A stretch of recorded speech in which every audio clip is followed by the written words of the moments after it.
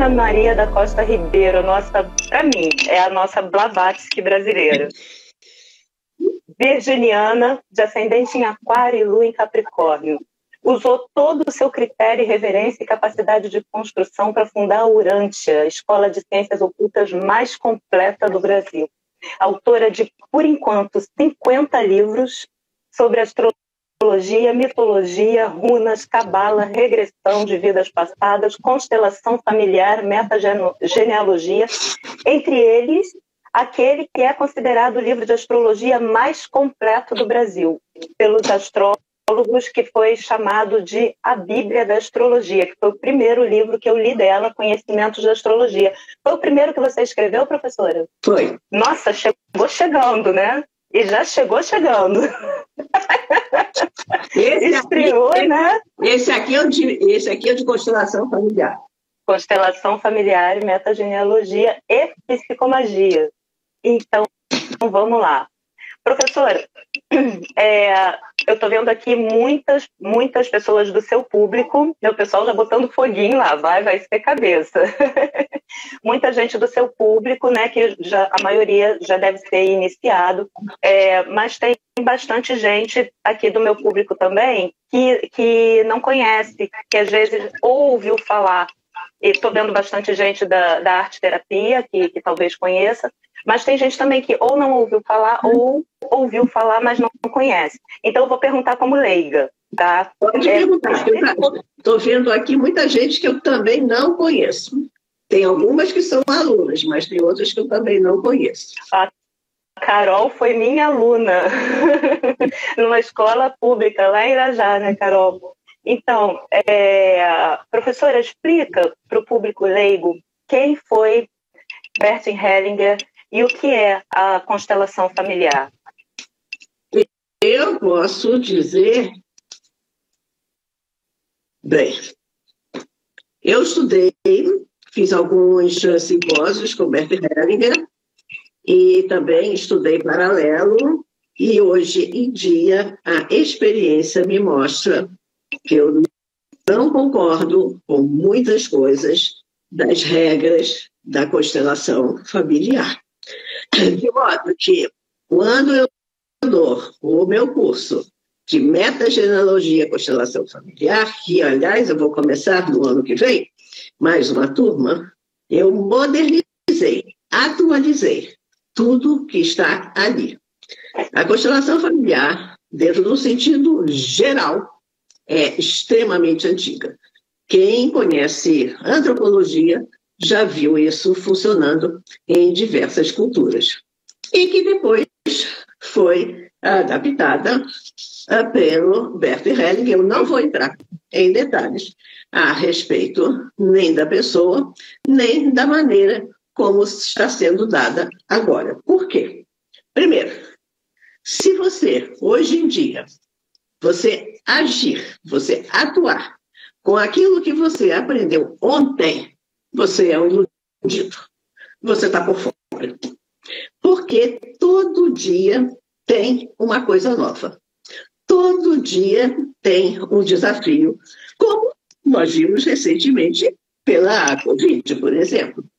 Então, cada vez que acontece uma coisa nova no mundo, cada vez que você fica de frente para uma cliente que tem a sua história, e, aliás, entre parênteses, uma coisa que eu digo frequentemente dar consulta é você ver a humanidade passando na sua frente. Então, nesses anos todos, eu já dei mais de 43 mil consultas. Isso significa que conheço a humanidade, não vou dizer que conheço toda, porque tem 8 bilhões aí. Então, conheço muito desafio, muito sentimento, muito desejo, muita carência, enfim.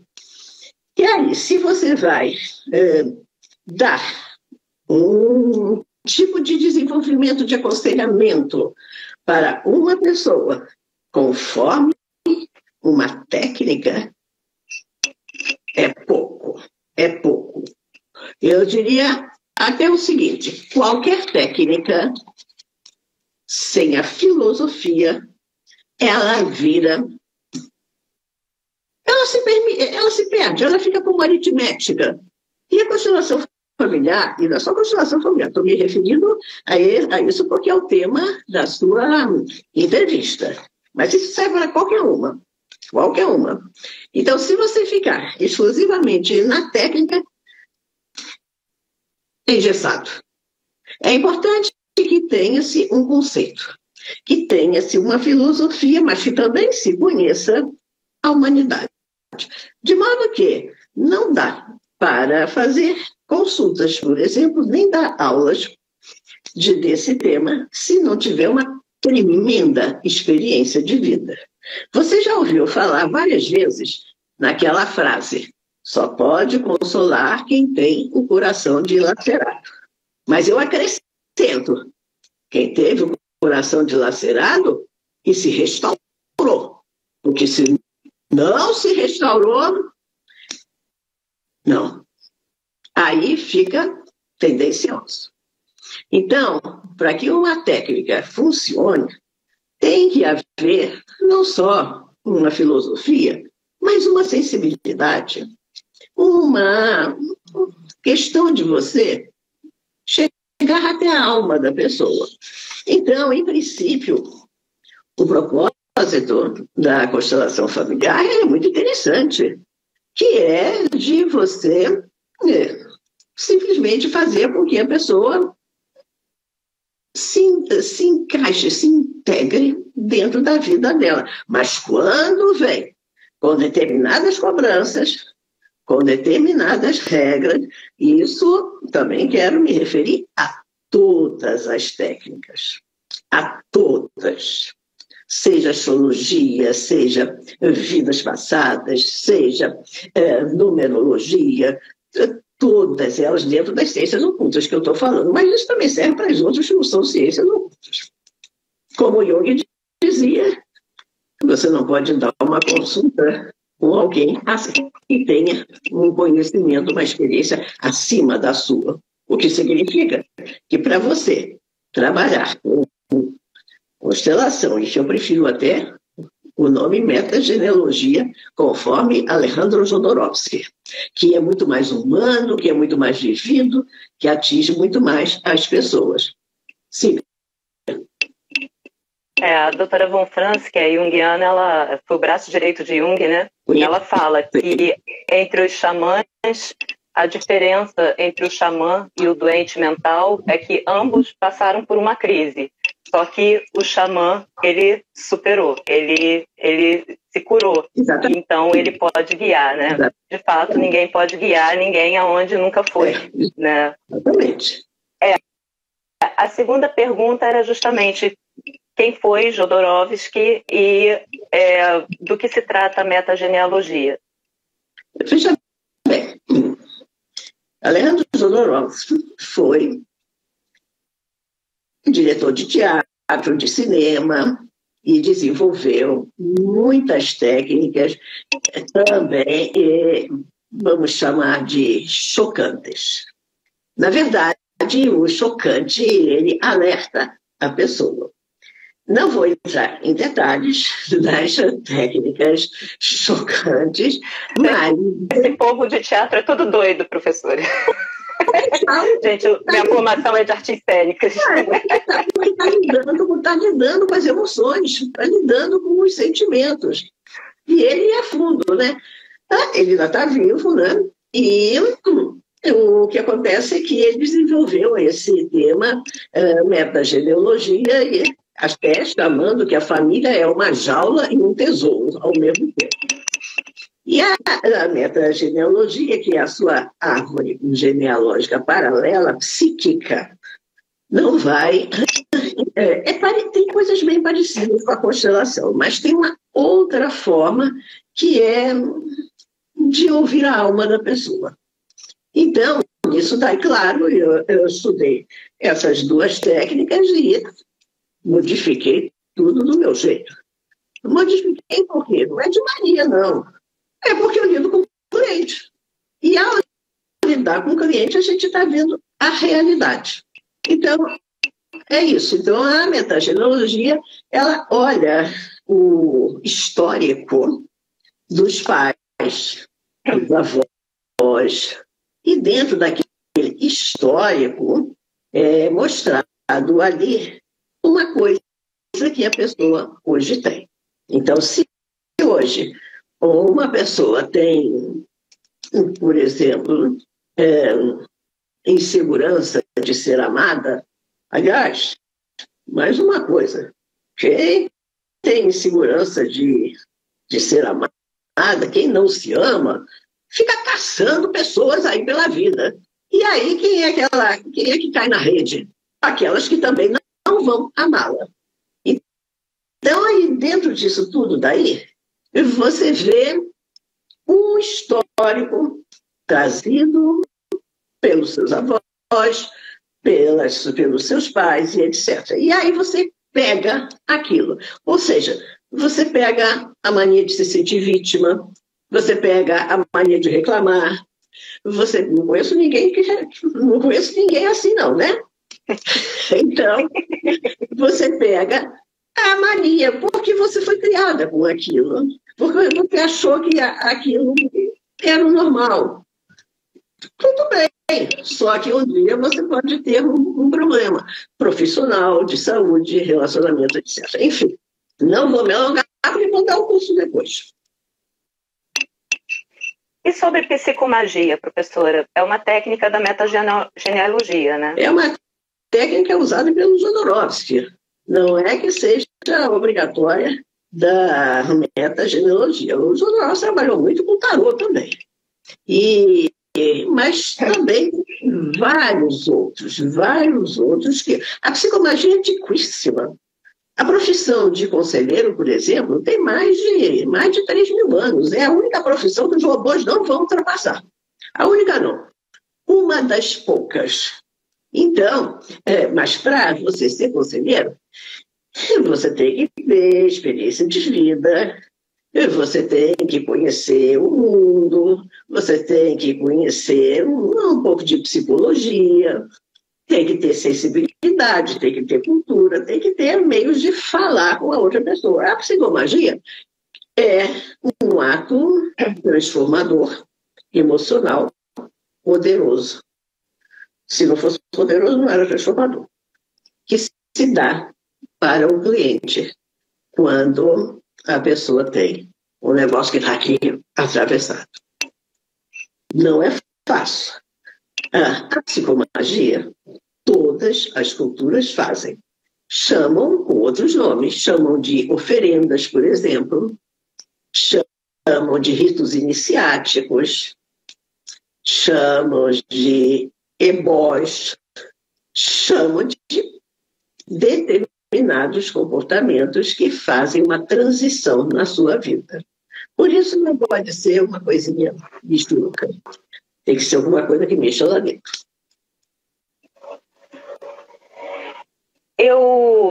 Em um fenômeno de sincronicidade, quando eu estava fazendo o seu curso, eu assisti no cinema um dos filmes mais sistêmicos que eu já vi na minha vida. E foi uma surpresa para mim, porque era um filme infantil.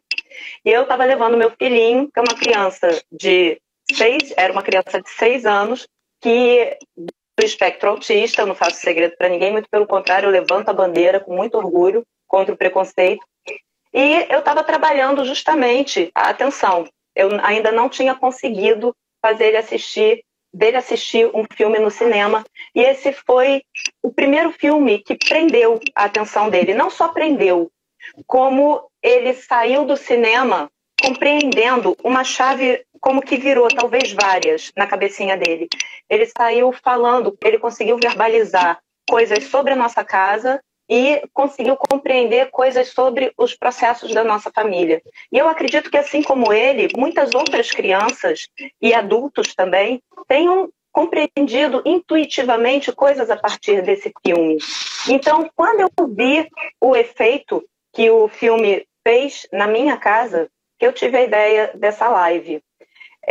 A história começa no filme com a personagem principal falando sobre poderes da família, cada um tem o seu poder. No entanto, o enredo dessa história começa com uma tragédia. Um grupo de pessoas fugindo de uma invasão, um jovem casal com trigêmeos recém-nascidos nesse grupo. O pai dos trigêmeos fica para trás para tentar deter os bandidos e é assassinado. A mãe fica sozinha com o bebê, com os 3 bebês recém-nascidos. O nome desse filme foi O Encantos da Disney. É lindíssimo, eu recomendo, um super programa de família. Professora, é certo dizer que toda tragédia acontecida a uma família provoca um padrão disfuncional?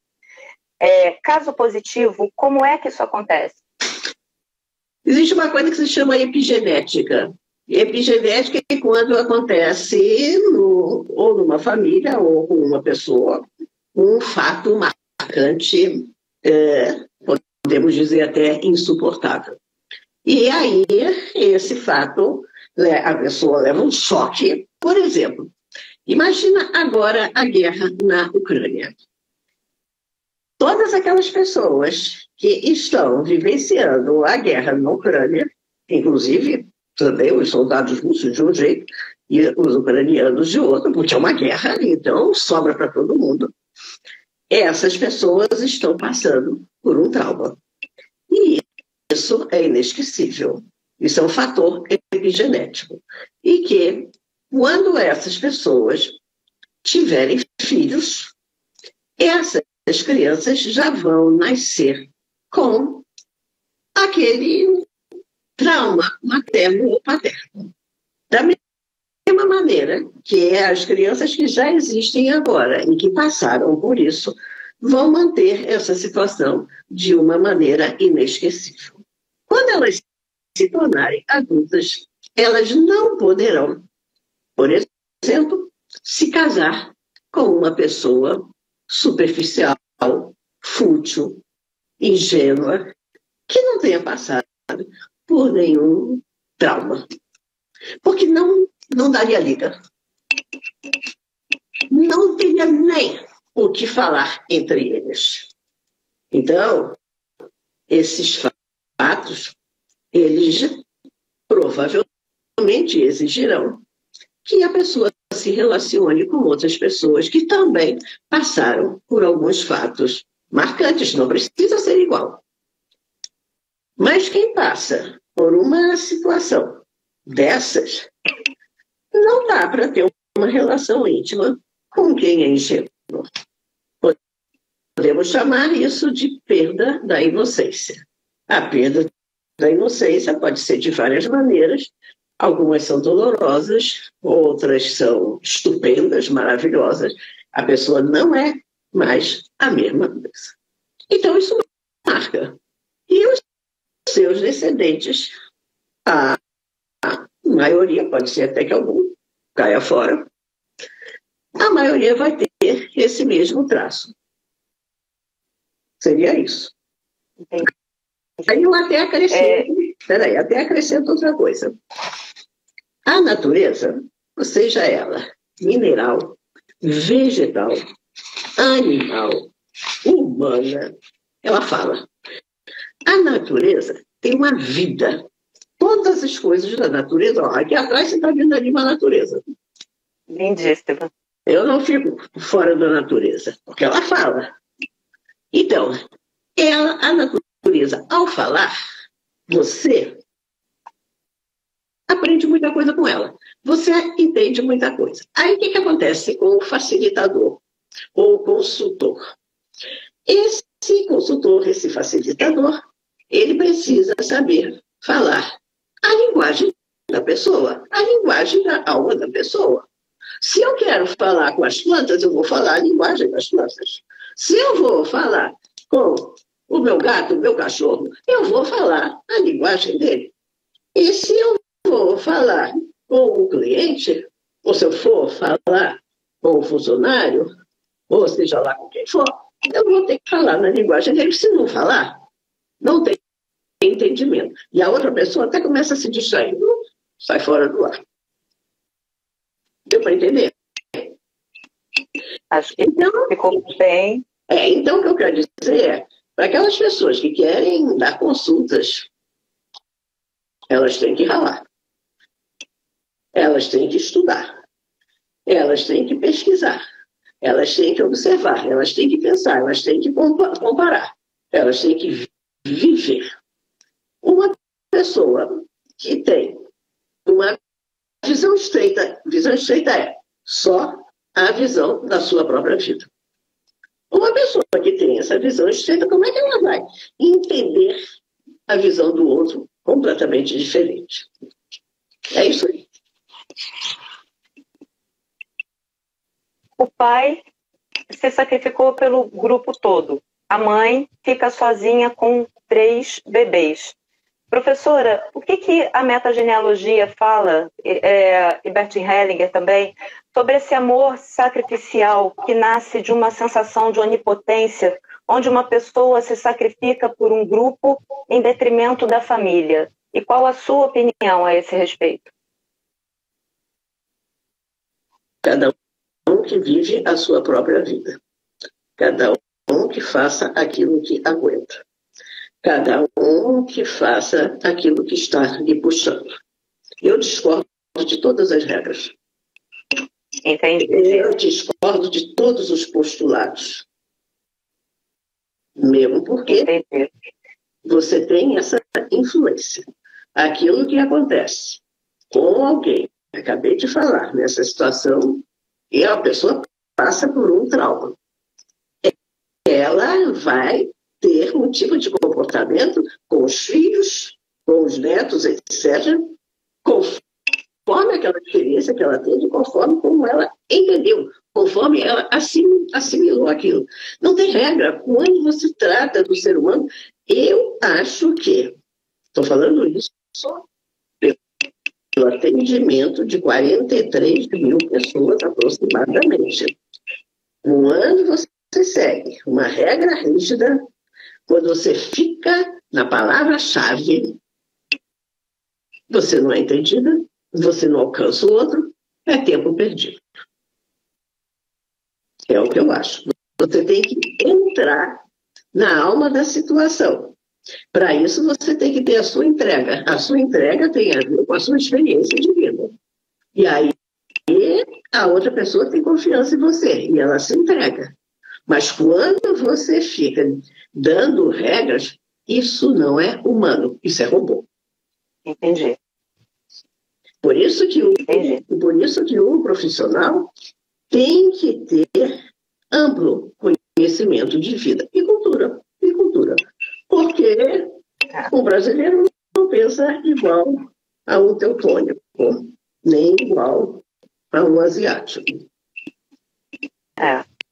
Ninguém pode comer mais do que suporta, né? A pessoa suporta até ali, mais do que aquilo vai dar indigestão. Onde o pai morreu, aparece uma vela que nunca se apaga, um milagre que acontece na vida da mulher. Ela se torna uma espécie de líder espiritual do grupo e constrói uma casa para ela e para os trigêmeos. O nome dela é Alma. A casa tem vida própria e reage aos acontecimentos na família. Na história, esse é o milagre, para mim, o grande milagre dessa mulher foi conseguir criar 3 bebês sozinha e ainda liderar esse grupo espiritualmente. A religião claramente entra como um elemento de conforto. O Bert Hellinger, ele fala coisas a respeito das famílias que têm a religião como elemento catalisador. Eu quero ouvir a sua opinião a esse respeito, sobre a religião como elemento catalisador de uma família. Eu começo falando uma frase de Cícero, orador romano, em que eu já falei algumas vezes para alguns alunos ou em alguns lugares. A religião economiza 50% do orçamento da polícia. E então, modernizando, outras pessoas, o Bert Hellinger e outros, podem pegar um fio daí. Na verdade, a religião é terapia. É terapia. Cada um de nós tem o seu mito, por exemplo. Esse seu mito, o seu, o meu, o de vocês aí, esse seu mito guia você. E você decide coisas da sua vida conforme esse seu mito. Quando você aprende, por exemplo, mitologia, aliás, é fundamental quem vai dar consulta, conhecer mitologia, outro curso do ano que vem. Quando você aprende, quando você percebe, por exemplo, que o mito daquela pessoa é de devoção, é de dedicação, como é o mito dessa pessoa que você falou aí, dessa mãe? Não foi milagre nenhum, foi uma oportunidade de viver o seu mito. E que, na verdade, existem milhares de pessoas no mundo, na humanidade, que criam sozinhas 3 filhos, 4 filhos, 5 filhos, até um filho, ou 10 filhos. Então, isso está muito mais chegado para o destino da pessoa. E por uma das facetas da humanidade, que é o mito dela. Então, esse mito guia a pessoa. E a pessoa acaba agindo, decidindo, conforme esse mito. Agora, o mito é porque encaixa na natureza dela. O seu mito encaixa na sua natureza. Por isso que você vai ver, tem os mitos da salvação, tem os mitos dos heróis, que também está meio ligado na salvação, mas com outro sentido. Tem vários mitos. Tem o mito da beleza, tem o mito do ódio, tem o mito de tudo. Então, cada um vai realmente ver aquele mito. Esse mito, a pessoa nasce com ele e morre com ele. Ela pode melhorar ou piorar, mas não vai ficar sem ele. Até porque está no mapa astrológico. Bom, é a natureza da pessoa. A pessoa se encaixa naquilo, porque é da natureza. Eu estou animadíssima. Eu já estou inscrita no curso. Eu estou animadíssima. Depois que a alma recebe a vela, todas as crianças da família, ao completar 5 anos, recebem um dom. E usam esse dom a serviço do povoado. É algo que, de fato, todos nós envolvidos em terapia, ciências ocultas, nós fazemos, né? Colocamos nossos dons a serviço da comunidade. No entanto, a alma estabelece um padrão rígido de amor sacrificial para a família. Foi algo que ela precisou fazer para mantê-los unidos ali, naquela situação. Todos ali estão sobrecarregados e lidam com sentimentos de vontade, contra vontade, conflitos, né? O sacrifício chega a ser para eles um padrão, um brasão familiar. Professora, seria certo dizer que toda família exige sacrifícios para se manter unida? Como é que a metagenealogia pode ajudar? Discordo totalmente disso daí. Isso é limitado. Toda vez que você usar um padrão rígido, quando se trata de seres humanos, isso gera ressentimento, revolta, acusações, etc, etc. No entanto, se você nasce numa família rígida, 90% do pessoal é rígido. Aquele que não for rígido é chamado de ovelha negra. Eu não sigo nada dessa filosofia. Eu sigo a alma do cliente. E para isso você tem que falar com a sua alma. Se você for falar com palavra-chave, se você for falar com técnica, isso é para robô. Isso é para robô. Os humanos não são aritmética. Fogo no parquinho. Os humanos, você que gosta de arte, os humanos são como artes. Pode ser artes musicais, por exemplo, mas também podem ser artes marciais. É uma arte.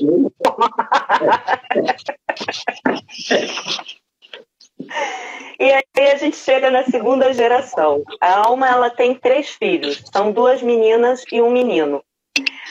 A primeira, a Peppa, de quem a gente vai falar, tem o dom do tempo.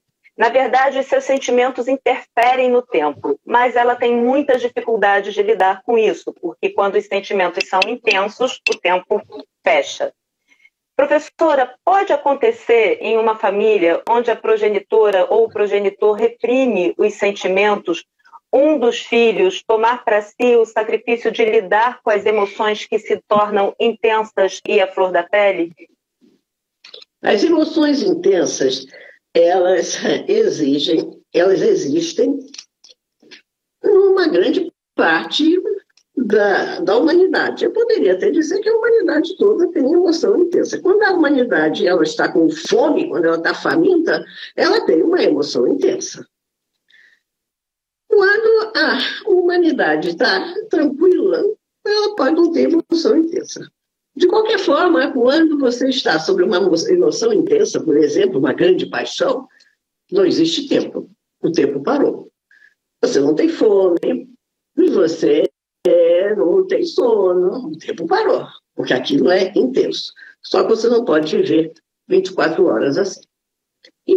Então, muitas vezes, quando existe um conglomerado de pessoas, chamado família, dentro de um determinado tipo de comportamento, tomara que tenha uma ovelha negra ali, tomara.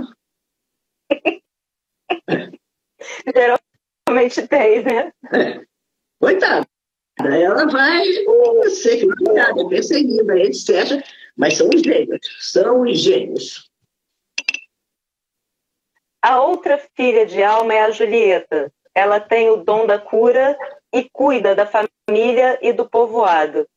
Professor, é comum vermos nas famílias onde os pais trabalham, estudam, são muito ocupados, a gente vê um dos filhos assumir o lugar da mãe ou do pai. Quais são as consequências desse comportamento? Esse tema já apareceu nas suas consultas? O que você pensa sobre isso? Eu penso que a criança não tem infância. Começa velha, perdeu a infância. Perde fases importantes do amadurecimento, né? Chegamos então a uma personagem que aborda um tema muito delicado e comum. É o Bruno, o terceiro filho, que é o único menino, ele é o excluído.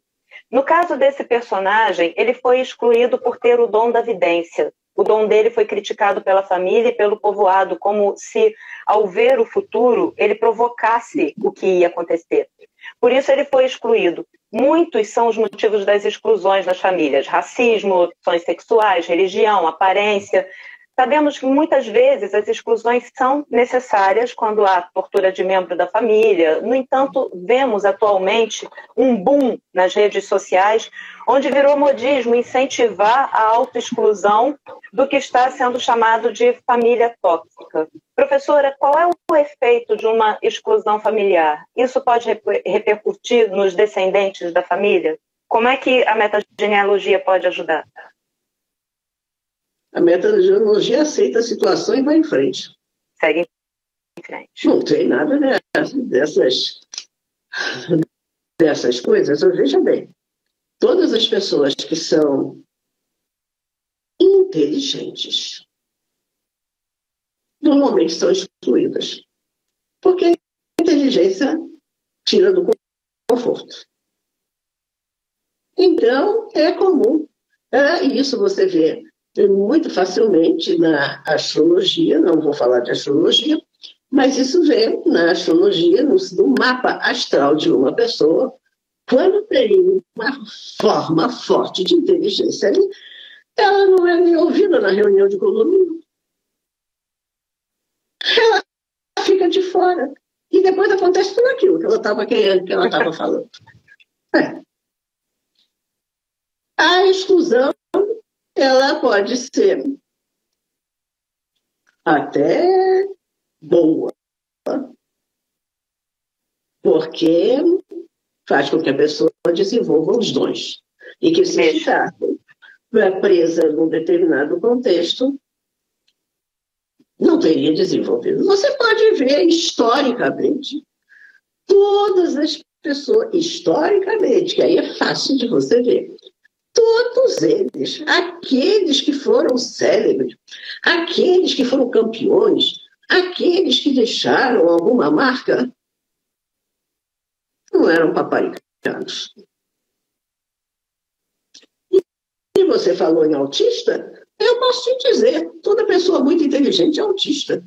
Isso não tem nada a ver com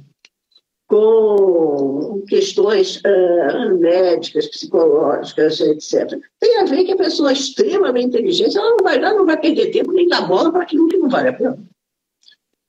Então, ela se retira e desenvolve a ideia, o pensamento dela. Isso é uma característica dentro da questão do autismo, né? O hiperfoco. Então, a pessoa muito inteligente, ela é hiperfocada. Mas é lógico. Ela não é necessariamente hiperfocada em uma coisa. Ela é hiperfocada naquilo que interessa. Interessa, exatamente. Ela é uma pessoa muito inteligente. Ela sabe que a vida é curta, não vai perder tempo com um monte de besteirada. Exato. Quando algo que interessa desperta o foco, ele se torna muito, muito forte, né? Então, a metagenealogia ela pode ajudar com a aceitação dos fatos e a força para seguir em frente. Mas é lógico que você tem que aceitar o fato. Aceitou o fato, você fica livre. Se você não aceita o fato, você fica presa. Então, isso não é metodologia, metagenealogia, não. Isso é um sentido psicológico no geral. Se você ficar, por exemplo, eu não tomo partido nem do céu nem do inferno. Eu tenho amigos em todos os dois. Então, isso daí, você entende. Você entende. E você sabe como você vai lidar com as coisas. Então, o que interessa no sentido do conselheiro é que a pessoa cresça. É que a pessoa se desenvolva do jeito dela. Do jeito dela. Então, tudo isso que disser, faça assim, faça assim, pelo amor de Deus, não é isso. Agora, é natural que grande parte da população goste, da população mundial, goste das regrinhas. Porque isso não faz pensar. Isso não faz. Deixa seguro, dá segurança. Mas a genialidade, a criatividade, a multidisciplinaridade, a cosmicidade não faz isso.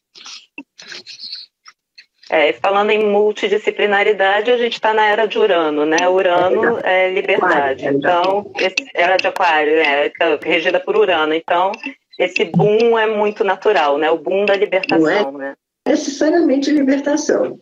É expansão de consciência, a abertura de conhecimento, liberdade para ser o que é, para aprender aquilo que quiser, no sentido de ir para frente. O personagem excluído, ele continua vivendo dentro da casa, porém por dentro das paredes. É uma maneira simbólica de dizer que o excluído continua pertencente à família como um membro amputado, que provoca o fenômeno chamado de dor fantasma. Professora, quando a exclusão é necessária, como a gente pode ajudar a amenizar os efeitos nos membros da família e nos descendentes que se sentem identificados? Uma pessoa foi excluída por diversas maneiras. Uma foi excluída porque era inteligente demais. Outra foi excluída porque era criativa demais. Outra foi excluída porque tinha outros sonhos. Outra foi excluída por não sei o que, não sei o que. Isso não é exclusão. Isso é a vontade da pessoa e a capacidade. A exclusão ela existe quando a pessoa não é aceita na sua criatividade, no seu interesse por algo diferente. Quantas vezes você, né, não vê? Teve um caso de uma família que queria que o filho estudasse uma determinada faculdade. E o filho disse que não queria aquilo. E a família ficou, não, tem que estudar isso, porque isso é que dá dinheiro. Gente, o que dá dinheiro é aquilo que você gosta. Se você gosta, aquilo dá dinheiro. Se você é obrigado, você vai ser um péssimo profissional daquela coisa. Aí essa pessoa teve um acidente desnecessário. Bom. Mas eu falo das pessoas, por exemplo, quando há casos de tortura de membro da família, seja física ou psicológica, ou quando a exclusão é necessária. Pode haver identificação futura de membros da família com os excluídos e de pessoas que se ressintam dessa exclusão. Quando isso acontece, como é que a metagenealogia ajuda a pessoa a amenizar os sentimentos subsequentes? Primeiro, existe uma coisa que cada caso é um caso. Qualquer regra e informação geral de como não funciona. Cada caso tem que ser visto, analisado, ser visto nas suas idiosincrasias. Cada caso tem uma situação. E cada situação tem um motivo. E cada motivo tem uma causa. E cada causa tem um acontecimento. Não tem regra, não. Você tem que conversar com a pessoa se ela quiser. Se ela quiser. Quantas vezes chega uma pessoa e diz assim, para mim, meu filho está com um problema. Qual o problema? Ele é muito agressivo. Ele é muito distraído. Ele não sei o quê, não sei o quê. Aí eu pergunto, e você? Vou conversar melhor com você. Tem uma coisa chamada hereditariedade.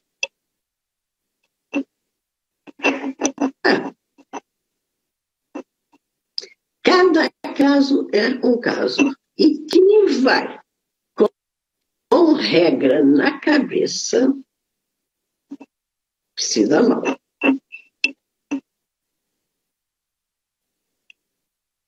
Então, o Bruno exclui... Por isso que a metagenealogia, ela vê, conversa, discute com a pessoa sobre a hereditariedade. Ela não está ali para encaixar ou desencaixar você, ela está ali para você entender. E além, o nome já diz, né? Metagenealogia, vai além da árvore genealógica. É a árvore genealógica paralela. Então, chegamos na terceira geração. Bruno, o excluído, não casou, não teve filhos. Pepa, aquela que interfere no tempo, teve 3 filhos, uma menina e 2 meninos. A mais velha é a Dolores, que tem o dom da superaudição, o ouvido absoluto. A personagem parece se incomodar com o dom, assim como os autistas. Ela tapa os ouvidos na hora das palmas. Ela usa o dom para ouvir algumas informações importantes para a família quando alguém pede, e não consegue guardar segredo do que escuta. Esse dom parece aparecer como um lembrete da importância de se escutar dentro da família, e como é difícil a escuta, né? Para o exercício da democracia. É muito comum que os chefes dos clãs se fechem à escuta por meio de perder o controle ou falta de paciência. Como é difícil escutar, até mesmo o nosso corpo, nossa intuição, escutarmos o outro, né? Isso promove a integração, né? A escuta. Professora, fala um pouco sobre o processo de integração metagenealogia? Primeiro quero dizer que você podia cortar uma frase aí que você já falou várias vezes. Tipo, é muito comum. É muito comum, coisíssima nenhuma. Não tem esse negócio de muito comum. Existe uma parcela que é assim. Mas por que não se fala da outra parcela que não é assim? Não é comum. Algumas pessoas, você pega um percentual de 100% e você divide em alguns percentuais. Não é para se referir exclusivamente a um percentual. Então, eu não diria que é muito comum. É comum para as pessoas que têm aquele pensamento. Mas a humanidade não pensa igual. A única coisa que a humanidade pensa igual é: temos que sobreviver. É só isso. A pessoa, essa aí, que tem esse dom que você falou, isso é uma síndrome de Cassandra. Então, isso, a Cassandra, ela existe. Muitas vezes ela tem percepções, premonições, ela vê além. Mas os outros não querem que ela veja além. E aí tá. Dá um corte. Se essa Cassandra for Cassandra raiz, ela diz: dane-se vocês, eu vou continuar com as minhas visões, com as minhas percepções. Se ela quer aplauso, ela se submete. Aplauso daquele grupinho. Todas as pessoas que têm uma qualidade, vamos dizer assim, todas as pessoas que têm uma qualidade, elas vão ter que lutar por aquilo. Elas vão ter que aperfeiçoar aquilo. Elas vão ter que ralar aquilo, porque senão perde a qualidade. Aí eu posso até dizer o seguinte: é melhor, aí você disse não sei o que, estavam lá, alguém ignorava, sei lá. Bom, é melhor você ignorar certas coisas do que você gastar a sua energia ouvindo bobagem. Aí eu não estou falando nem da metagenealogia, nem da constelação familiar. Eu estou falando de você dar uma consulta, de você facilitar alguma coisa daquela pessoa, se ela quiser. Se ela não quiser, tchau. Para quem não sabe, Cassandra, ela, na história da mitologia grega, ela era uma troiana, ela era irmã de Paris, e ela previu o incêndio de Troia, né? Ela previu que o irmão, por causa do irmão, Troia pegaria fogo. E a família considerou ela como louca. E depois aconteceu tudo exatamente como ela previu. O segundo filho da Pepa é o Camilo. O dom dele é o dom da metamorfose. Ele assume a aparência de outras pessoas e usa isso para ajudar, fazer rir e até para conseguir algumas vantagens para ele. A ausência de identidade, ela pode ter um preço caro. Por outro lado, podemos pensar na mutação como a aceitação da transformação perpétua. E isso é muito interessante e até necessário. Professora, no seu livro Ontem é Hoje, você fala que quando nós aceitamos a impermanência, nós nos curamos da angústia da perda. Você já até se adiantou e falou sobre isso. E que curar-se é tornar-se naquilo que você é. A astrologia nos fornece o mapa do tesouro, né, do ouro alquímico, o autoconhecimento. A esse processo, Jung chamou do processo de individuação. Como a metagenealogia pode ajudar nesse processo de tornar-se? Veja bem, primeiro você falou aí de que essa pessoa tinha várias identidades que, consequentemente... Metamorfose. Ela podia se transformar no que ela quisesse. E que, consequentemente, ela não tinha identidade. Claro que ela tinha. A identidade dela é múltipla. Por que vai colocar vai começar a psicanalizar, psicologizar, não psicologizar determinadas coisas, quando não é assim. Todos nós temos subpersonalidades. Quando você está aqui agora, quando eu estou aqui agora, eu estou me comportando de uma maneira. Quando a gente estiver almoçando ou vendo o jogo depois, a gente está se comportando de uma outra maneira. Então, nós temos várias subpersonalidades. Então, essa pessoa aí desse filme, simplesmente ela estava dando vazão às subpersonalidades, que se você olhar o seu mapa astrológico, cada aspecto do mapa astrológico é uma subpersonalidade. Então, essa pessoa botava a arte dela para funcionar. Na verdade, muitas vezes, determinadas posturas ficam ali insistindo muito no passado. Olha aqui, o nosso passado é um local de referência, não é de residência. Anota aí, passado é referência, não é residência. E em cima de todo esse passado, é exatamente como quando você esteve no primário. O primário foi o passado. Você vai continuar no primário até hoje? Não. Você vai desenvolver aquilo. Você vai sair para o secundário, para o universitário e assim por diante. Residir, não. Referência, sim. E essa multipersonalidade, que você também pode ter multidisciplinaridade. Cada uma daquelas personalidades, ela estava dizendo uma coisa. Ela tinha um recado. E todo o público que tivesse assistindo aquela personalidade falou para mim. Aí o outro diz, aquela outra personalidade falou para mim. Está dando um recado. Teatro grego sabia disso. Por isso tinha lá a persona. Então, siga. Então, chegamos no caçula da Pepa, que é o Antônio, é o terceiro filho. Ele tem o dom de falar com os animais. Ele agrega à família a união com a mãe natureza. A maioria de nós hoje em dia está vivendo na neurose das grandes cidades, né? Vivemos uma desconexão com a mãe terra e a unificação com todas as formas de vida, né? Como você disse, nem todos, né? Tá você aí no meio dessa natureza exuberante. Professora, a busca pelos animais de poder fazem parte do xamanismo. No seu curso de tarô, a minha turma viu isso com você. É muito interessante perceber que em determinados momentos da vida nos conectamos com energias primitivas que nos ajudam.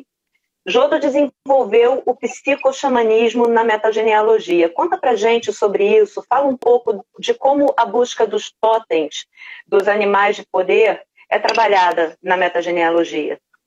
Os totens servem para tudo, para todos os estudos, todas as personalidades, para tudo. Um totem nada mais é do que o seu mito. O que falava isso muitas vezes, a minha fala isso muitas vezes. Um mito ou um totem é a mesma coisa. Se uma pessoa tem uma identificação com o que se chama um animal, é porque há uma empatia naquilo ali. Se você vê uma pessoa que anda com uma certa classe e deslizando, pode ter um gato, uma onça, um tigre, um felino ali. Se você vê uma pessoa que ela luta em frente, enfrenta, estrangula, pode ter um urso ali, e assim por diante. Então, isso é apenas uma maneira de falar de tipos de personalidade, e que o xamanismo usa, porque está muito ligado à natureza, são inteligentíssimos. O xamanismo é uma coisa fantástica. O xamanismo é a antiga psicologia, é a antiga psicanálise. E que devia ser muito respeitado, e tem muitas coisas ali interessantes. Novamente, torno a repetir, a natureza fala. Então, eu até sugeria tirar não classificar nem como metagenealogia, nem como constelação, nem com nada mais, que é uma classificação de falar a alma. É a melhor. Você tem um conhecimento, as pessoas que têm conhecimento, elas têm uma ponte para algo maior. Quem não tem conhecimento, outra pessoa pode.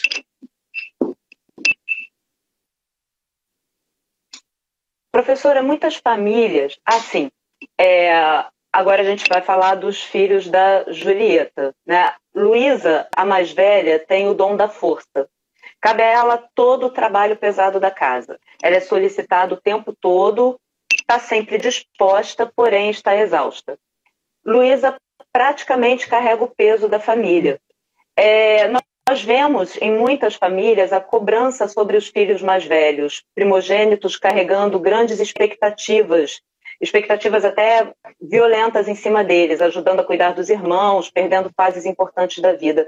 Como é que isso repercute na vida dessas pessoas e como é que a gente pode falar a alma dessas pessoas para ajudá-las a seguir em frente? Se você conhece cultura, e eu recomendo que quem vai dar a qualquer tipo de consulta tem que ter uma cultura. Se você conhece cultura, você sabe que é uma coisa antiquíssima, que os primogênitos, eles tenham uma responsabilidade. Por quê? Quando é formada uma família, aquilo ali é um núcleo que tem que sobreviver, que tem que se unir. Então, muitas vezes, o primogênito, porque é o primogênito, ele vai ter essas responsabilidades. O que acontece é que, muitas vezes, quem deveria ter a responsabilidade não era o primogênito. Às vezes é até o caçula. Por quê? Porque é o temperamento dele. Então, uma das coisas que pode ser o erro é obrigar aquele, porque tem aquela primogenitura, de ter um determinado comportamento. Isso me veio muito a lembrança num caso de uma cliente, em que ela era filha de uma pessoa muitíssimo bem-sucedida. Ela era mulher e ela tinha 2 irmãos. E esse pai, que tinha uma empresa de nome, queria que os filhos trabalhassem ali para depois serem os sucessores, porque eram homens. E ela não foi aceita. No entanto, nenhum dos filhos gostava, nenhum dos filhos tinha talento. Quem tinha talento era ela. Ela era a competente, ela é que devia ter herdado. Resultado, não foi. Os filhos, quando o pai morreu, os filhos é que ficaram, tudo foi à falência. E ela, com a inteligência dela, com a capacidade dela, mas ao mesmo tempo subjugada, para não ir contra a família, ela se degenerou. Então, não é assim, é ver quem é que tem a habilidade naquela família. Quem é que tem o jeito para aquela coisa? Qual é o seu dom? O seu dom é que é para ser usado. Vamos lá, olha que o tempo está correndo aí. Vamos lá. A segunda filha é a Julieta, que é a filha perfeita, né? O dom dela é das flores, das cores, ela decora a casa e o mundo. A impressão que nos dá é que ela literalmente menstrua flores. Isabela carrega a expectativa de ser o feminino perfeito, fazer o casamento perfeito, se comportar de maneira perfeita. E é um outro tema que a gente observa nas famílias, a expectativa em cima do filho perfeito. É claro que isso é uma porta aberta à desilusão, né? E como é difícil compreender que a desilusão é a melhor coisa que pode acontecer a uma pessoa. E olha que eu sou netuniana, eu já aprendi isso, né? Desiludir é uma coisa maravilhosa, porque quem é que quer viver iludido? No entanto, encontramos muita gente que realmente prefere viver iludido. Professora, a família, a cultura, ela exige que a gente siga o padrão da hereditariedade. Fala um pouco para a gente sobre o estrago que uma expectativa pode causar a uma família, por favor, e como a gente pode falar à alma, né, desse equilíbrio onde precisamos reverenciar nossos antepassados, garantir nossos direitos de ser o que realmente somos, sermos um com a nossa família e, ao mesmo tempo, sermos únicos. Eu respeito vocês e vocês me respeitem. O que pode acontecer? Você não ser respeitada. E aí? Aí, quem vai se arrebentar é você. Aí vai parar a sua evolução e dos seus filhos. Respeito é bom. Algumas pessoas não se submetem. É a escolha delas. É simples. Quando eu comecei a... Já contei esse fato. Quando eu comecei a estudar a astrologia e depois as demais ciências ocultas, porque você não deve ficar com uma. Quem tem um não tem nada. Você deve se multiplicar. Quando eu comecei a estudar e a trabalhar com a astrologia, meu santo pai, que Deus o tenha, disse: como uma pessoa tão inteligente como você vai fazer astrologia? Por que você não vai fazer engenharia, advocacia, medicina, não sei o quê? Que absurdo! Eu respondi: eu creio no absurdo. Imagina se eu não tivesse seguido. Não ia dar certo. Aliás, poderia dar certo, porque quando a pessoa é inteligente pode dar certo em qualquer coisa. Mas não seria aquilo que eu estava gostando. Você tem que tomar determinadas decisões. É uma questão de maturidade. Uma coisa é você fracassar numa coisa. Outra coisa é você ser derrotada numa coisa. Fracasso é quem desiste. Derrota, normal. Perfeito. É. Finalmente a gente chega na personagem principal, que é a caçula da família, que é a Mirabel, a caçula da Julieta, a Mirabel, a nossa heroína, e ela não recebeu nenhum dom. Quando ela tinha 5 anos, no momento da cerimônia, a porta mágica se desfez, o quarto mágico não aparece. E por isso, pelo fato dela sair do padrão familiar, ela é constantemente deixada de lado. Ela está ali, mas é como se não estivesse. Ela não foi expulsa da família, mas também não encontra espaço para ser ela mesma. Você até já falou sobre isso, você se adiantou um pouquinho. Professora, no seu livro de constelação familiar e metagenealogia, você nos fala que Jodo organizou a psicogenealogia na intenção de ajudar as pessoas a tornarem-se o que são. Essa experiência o levou para a técnica da cura da árvore genealógica, na intenção de olhar para as formações e deformações a nós impostas. Fala um pouco desse processo da cura da árvore genealógica, professora, por favor. Isso eu vou falar no curso. Você está pensando que isso aí é uma frase? Uma palhinha só uma palhinha para dar o gostinho. Eu dou uma frase de Confúcio: quem move montanha começou carregando pedra. Perfeito. É importante lembrar que esse filme começa com um signo, um close no óculos da Mirabel. De fato, ela é a única que enxerga de verdade cada membro da família e percebe o quanto estão sob pressão. À medida em que a família está colapsando, Mirabel vê rachaduras na casa que ninguém mais vê, ou seja, ela também tem o dom da visão, o dom do tio Bruno, né, que foi banido por causa da vidência. Mas o dom não se manifestou nela, porque esse dom foi banido, esse dom não interessa ao sistema. A gente já, até você se adiantou também, falou já da questão da síndrome de Cassandra, né? Ninguém quer ver seus problemas, nem mexer nas suas questões. É difícil encontrar quem perceba nos desafios a oportunidade de crescimento e consiga entender que são os padrões de comportamento que geram o que muita gente chama de, entre aspas, maldição de família. E as desmedidas, né, que geram as tragédias. Os gregos já falavam sobre isso, lá nas tragédias gregas. Toda tragédia é causada por um crime de desmedida. Professora, quando uma pessoa quebra um padrão de comportamento familiar, é ingenuidade nossa pensar que seus descendentes também conseguem se libertar?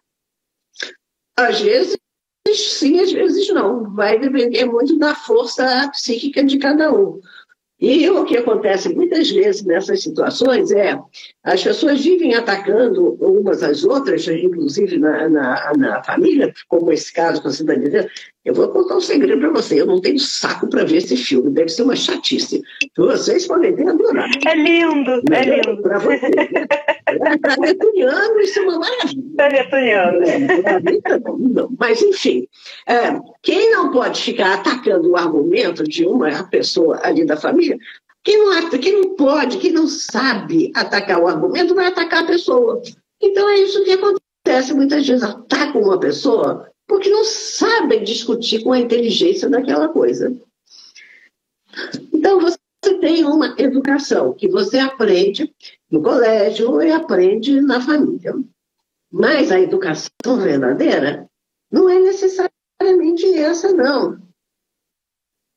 Você aprende junto da família, junto da escola, junto da vida. Quando você esquece aquilo que você aprendeu na escola, aquilo que você aprendeu na família, aquilo que você aprendeu, não sei lá onde, aí você começa a ser educada.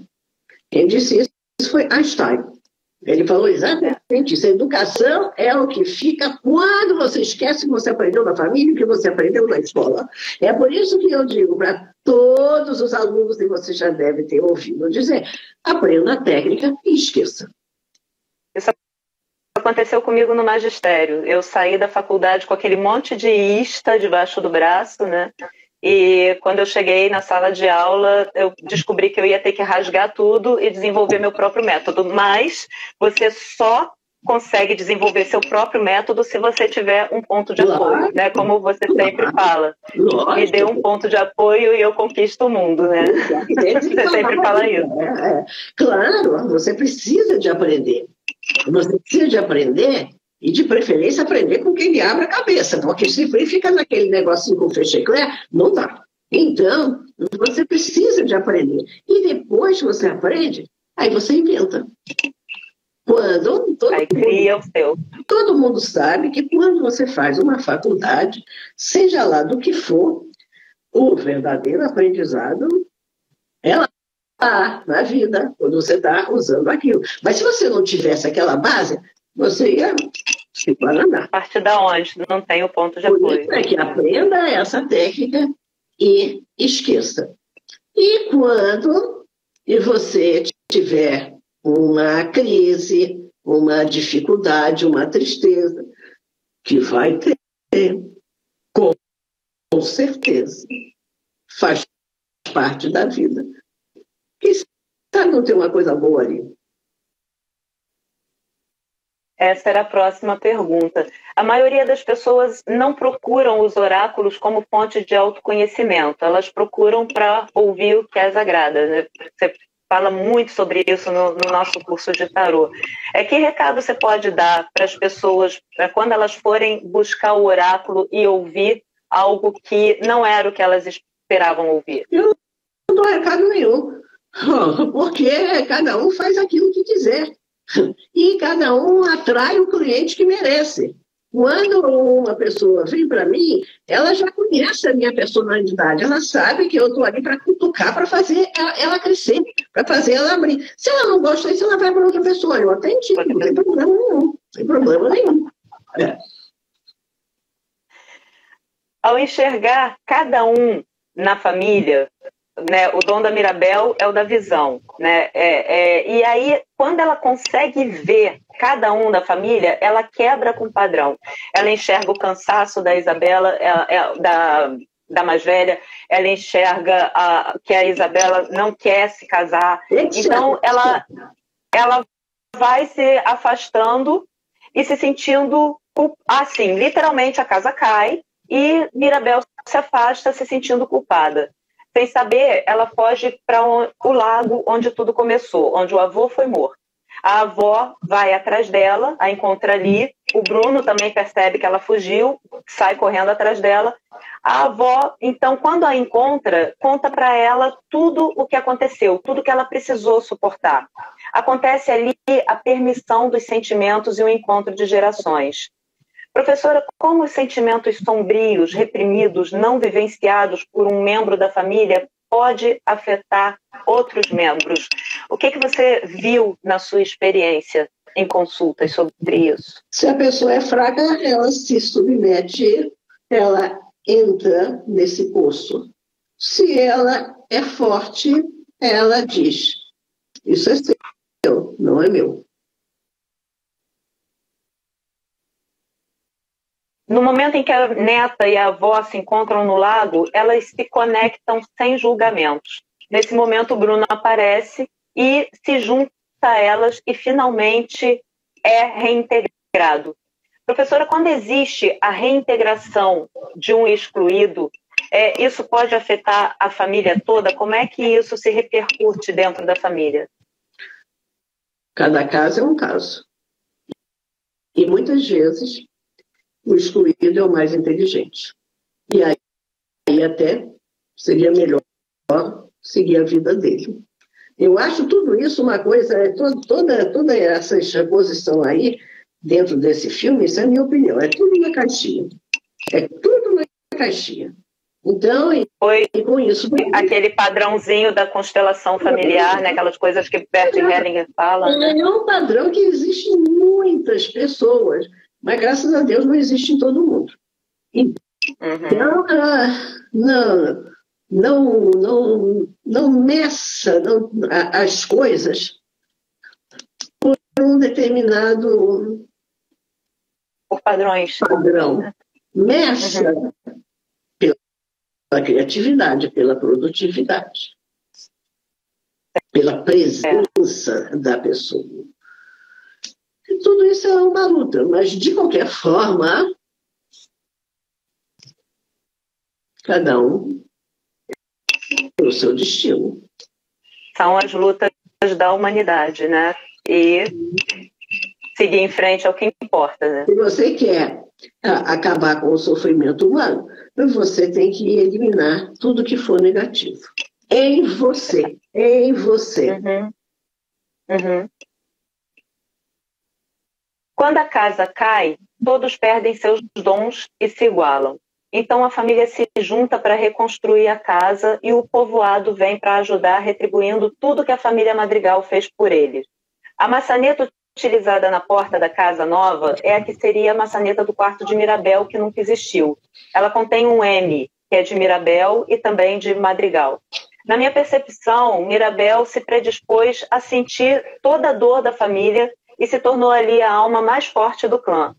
É curioso ver que, aí você já se adiantou ao que eu ia dizer, né? As chamadas ovelhas negras das famílias são justamente os buscadores, né? Os buscadores do equilíbrio entre pertencer e ser único, né? Quando as ovelhas negras saem para tornarem-se, né? Conseguir tornarem-se elas mesmas, né? Como é lindo esse processo. É certo dizer que a reconstrução da casa foi um ato de psicomagia, quando o grupo ali se juntou para reconstruir a casa, foi um ato de psicomagia, para a gente encerrar? Não. Não. Não é isso? Claro que não. Foi um ato de, então, vamos fazer as pazes e ficar tudo bem. Não. Não é assim. A psicomagia, então, ela é individual. Claro, sempre, lógico. E tem que ser sempre aquilo que a alma daquela pessoa quer. E ela tem que aguentar. Ela tem que aguentar. E vale a pena. Quem decide é ela. Muito a pena. Quem decide é ela. O problema da humanidade não é frase minha, não. O problema da humanidade é da inabilidade humana em ficar quieto. De qualquer maneira, a vida é para você aprender. Se você não quer aprender, mas que você nasceu? Vai ficar ali batendo com a cabeça na parede, né? A hora que entender que bater com a cabeça na parede faz mal para a saúde. Não é uma situação na sua vida, ou na de qualquer pessoa, que faz ser você.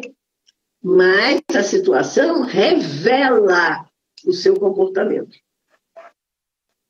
Então, você pode ter um problema na família. Qual foi a sua reação? A sua reação é que vai revelar quem é você.